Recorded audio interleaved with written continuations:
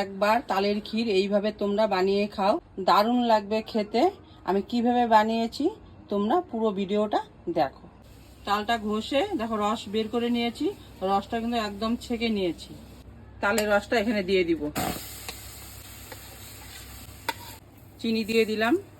এখন ভালো করে জাল দিব, ভালো করে কিন্তু জাল দিয়ে নিয়েছি 5 মিনিটের মতো। দেখো তালটা শুকনো শুকনো হয়ে গেছে একদম। এখন আমি দুধ দিয়ে দিব,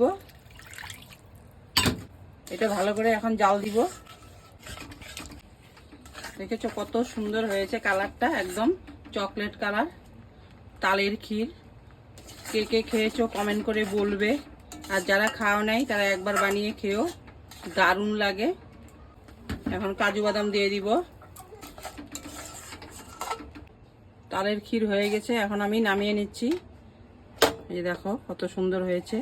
ভিডিওটা যদি ভালো লাগে লাইক কমেন্ট ফলো করে দিও, পাশে থেকে বন্ধুরা। Thank you.